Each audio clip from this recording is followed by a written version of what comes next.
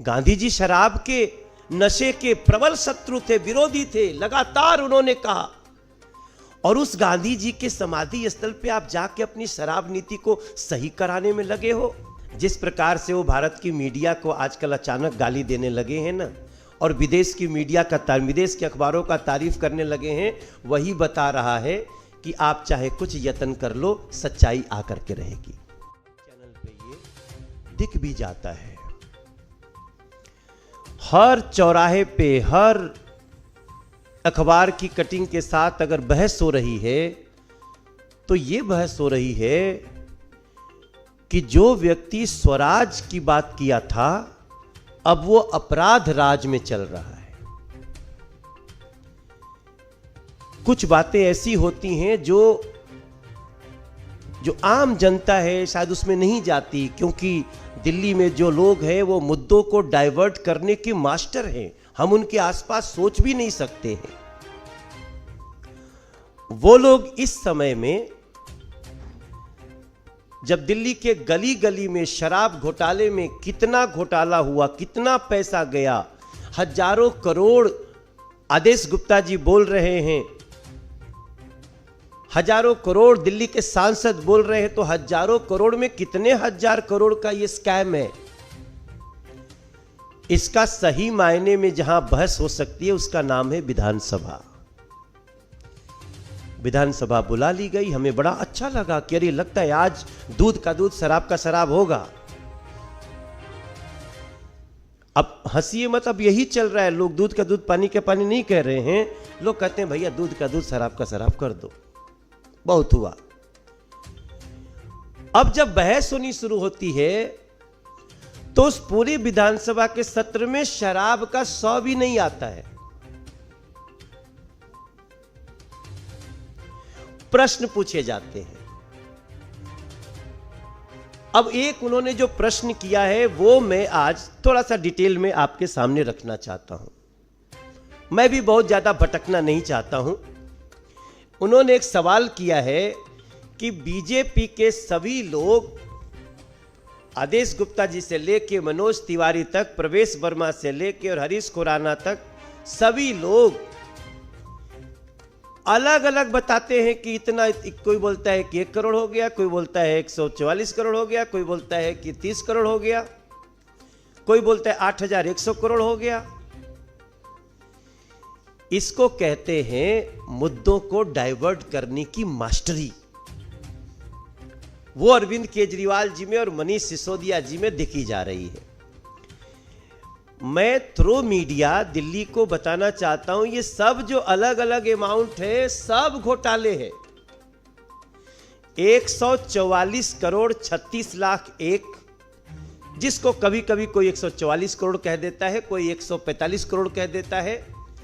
Exact amount है 144 करोड़ 36 लाख रुपए, जो दिल्ली में शराब का व्यापार करने के लिए लाइसेंस का शुल्क है। और वो शुल्क देने के बाद आप सालों साल व्यवसाय करेंगे शराब का, उसको माफ कर दिया। एक दूसरा जो 30 करोड़ है वो भी लाइसेंस शुल्क ही है, जो एयरपोर्ट से संबंधित था। दोनों को मिला के कितना हो गया? 174 करोड़ 36 लाख। 1 करोड़ की एक अलग घोटाला है, और 2% से 12% कमीशन बढ़ाने के बाद जो घोटाला निकल के आता है उसको तो लेकर के हम लोगों को, बड़े बड़े जो जानकार हैं उनको कंप्यूटर में जोड़ना पड़ेगा कि ये 2% से 12% शराब व्यापारियों को कमीशन बढ़ा दिया गया। ये अमाउंट होता कितना है? ये जाएगा लगभग मुझे लगता है कि जितना डेटा है उसके अनुसार ये भी करीब 500 से 600 करोड़ तक जाएगा। हम अभी नहीं जानते कहां जाएगा। इसी को जांच कहते हैं, इसी को शोध कहते हैं। और 8100 करोड़ हमने हिसाब एक लगाया, वो 5वां है। वो क्या है? उन लोगों ने खुद ही कहा था कि 9500 करोड़ रुपया इस रेवेन्यू को आएगा, दिल्ली को। आया कितना? 1400 करोड़। तो 9,500 करोड़ में 1400 करोड़ घटाएंगे तो 8,100 करोड़ हुआ। अब सवाल उठता है कि अगर शराब की बिक्री नहीं हुई होगी तो मैं मान सकता हूं कि भाई जितना कहे थे उतना नहीं आया, लेकिन शराब की बिक्री 87% बढ़ गई। जब शराब की बिक्री 87% बढ़ गई तो रेवेन्यू तो जितना होना चाहिए तो उतना होना चाहिए। अब इस बात को मैं सोचा था कि आज कल मैं समझाऊंगा, तब तक मीडिया ने इसको निकाल लिया।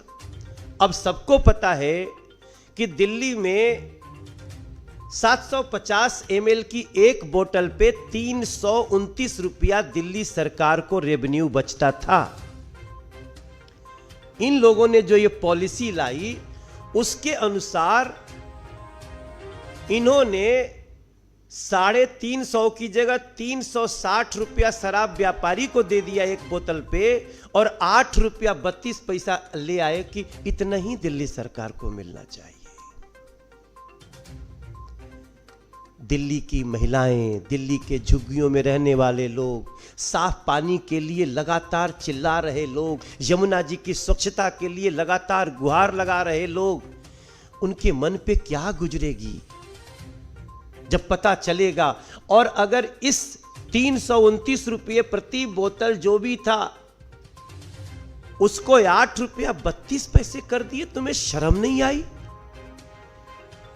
मनीष सिसोदिया जैसे लोगों को, अरविंद केजरीवाल जैसे लोगों को शर्म नहीं आती है कि आप दिल्ली के खजाने को घुमा करके आप लूटने के लिए पूरा चक्र रच दिए, और जनता को बोलते हैं कि ये लोग 6-7 बोलते हैं कौन सा अमाउंट है, ये सारे अमाउंट दिल्ली की गरीबों के, दिल्ली की जनता के, दिल्ली के टैक्स पेयर्स की लूट है। इसलिए मैं आज ये कहने पे मजबूर हुआ हूं कि पहली बार ऐसा मोडस ऑपरेंडी हमने देखा जहां अरविंद केजरीवाल ने स्वराज से शुरू करते हैं और अपराध राज पे आके टिक जाते हैं। जिनको चुल्लू भर पानी में समाधि ले लेनी चाहिए थी, वो गांधी जी की समाधि पे चले जाते हैं। गांधी जी शराब के नशे के प्रबल शत्रु थे, विरोधी थे, लगातार उन्होंने कहा, और उस गांधी जी के समाधि स्थल पे आप जाके अपनी शराब नीति को सही कराने में लगे हो। दिल्ली की वर्तमान तो छोड़िए, आने वाली पीढ़ियां भी अरविंद केजरीवाल, मनीष सिसोदिया आपको माफ नहीं करेंगी। और जब आप ये कह रहे हैं कि बहस करो, जब हम डेटा रखते हैं तो ये बदतमीजी पे आ जाते हैं। इनका प्रवक्ता सांसद को तुम ताम पे उतर जाते हैं, मैं जी कर रहा हूं। आप उठाइए, हम तो बहस कर रहे हैं। हम तो मनीष सिसोदिया जैसे भ्रष्टाचार के आरोपी को भी आमतौर पे मनीष सिसोदिया जी जवाब दो तो भी जी निकलता है। यह है भारतीय जनता पार्टी का संस्कार। और ये एक प्रश्न पूछो तो तुम क्या जानते हो, तुम्हारी ये तुम वो, अरे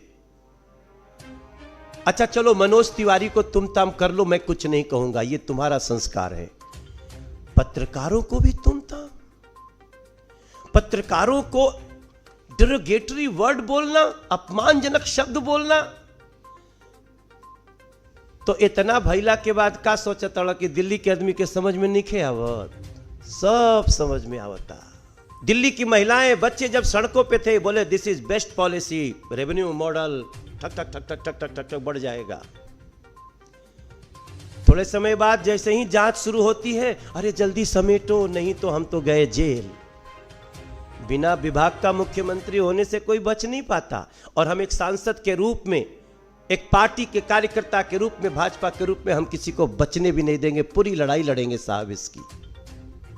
लेकिन सवाल यही उठता है कि क्या आप नई नई स्क्रिप्ट बना के, जब जांच शुरू हो गई, एलजी दोषी थे, नहीं समझ में आया, लगा कि अरे तो मर रहे हैं, तो फिर कहते हैं कि आम आदमी पार्टी इनको भाजपा ज्वाइन करा रही है, प्रूफ नहीं देंगे, फिर कहते खरीद रही है। अरे जिस स्थिति में आप लोग हो, केवल जवाब देना है आपको इन सवालों का कि हमारे दिल्ली के शराब घोटाले के जो आज मैं समझा रहा हूं, ये चारों जोड़ लीजिए, 144.36 करोड़, 30 करोड़, 1 करोड़, 8,100 करोड़ और 2% से 12% होने में उसका डेटा लेना पड़ेगा कि कितनी शराब बिकी है, तभी पता चलेगा ना कि कमीशन कितना गया।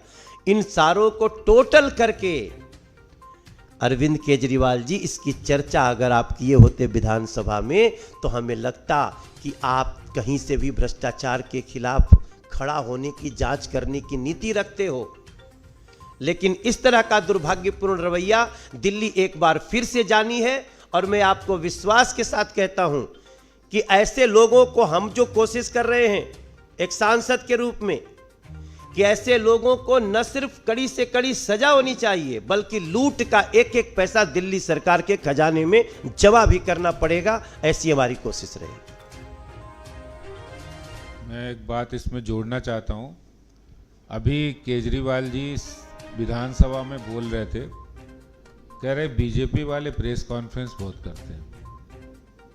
अच्छा, अब ये भी तकलीफ है कि उनको उनकी झूठी बातों का जवाब दे दो, सच्चाई के साथ रख दो। तो ये भी तकलीफ हो रही है कि भाई बीजेपी वाले सच्ची बातें रख रही हैं तो इनको सुनना बर्दाश्त नहीं हो रहा है कि उन बातों का सुन के जवाब दे नहीं पाएंगे। सच्चाई लगातार बीजेपी कह रही है, उनका जवाब इनके पास है नहीं, तो इसलिए इस तरह की बातें कर रहे हैं केजरीवाल जी। मुझे आपकी प्रेस कॉन्फ्रेंसों के बारे में भी पता है कि किस तरह की प्रेस कॉन्फ्रेंस किस नियत से होती है। आपकी ये बात भी हम लोगों को पता है कि 39 स्कीमों का जो स्कैम बन चुकी है, जिनको स्कीम इसलिए लॉन्च की गई थी कि आप प्रचार के लिए ही पैसा खर्च करें। एक नहीं, अनेक उदाहरण हैं। 2 उदाहरण तो मैं आपको दे सकता हूं। पराली का एक उदाहरण, जिसमें आपने सिर्फ 24 लाख रुपया का खर्चा हुआ और उसके प्रचार में आपने 39 दोनों सालों का अगर मिला दें तो 23 करोड़ 50 लाख रुपया खर्चा किया प्रचार में। 24 लाख स्कीम के इम्प्लीमेंटेशन में और 24 करोड़ के आसपास किया प्रचार में। दूसरी स्कीम स्किल डेवलपमेंट और हायर एजुकेशन में एक भी बच्चे को लोन नहीं दिया, एक भी बच्चे को पैसा नहीं मिला। प्रचार में खर्चा किया 19.5 करोड़।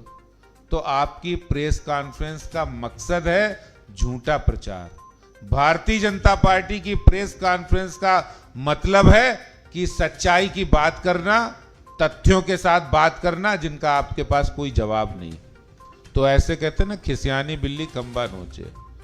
तो ये अरविंद केजरीवाल और आम आदमी पार्टी के लोग जवाब नहीं दे पा रहे। और हम तो जो मांग रहे हैं, दिल्ली की जनता की आवाज को रख रहे हैं प्रेस कॉन्फ्रेंस में, इससे अलग कुछ नहीं कर रहे हैं। लेकिन हम समझ सकते हैं जिस प्रकार से वो भारत की मीडिया को आजकल अचानक गाली देने लगे हैं ना, और विदेश की मीडिया का विदेश के अखबारों का तारीफ करने लगे हैं, वही बता रहा है कि आप चाहे कुछ यत्न कर लो, सच्चाई आकर के रहेगी।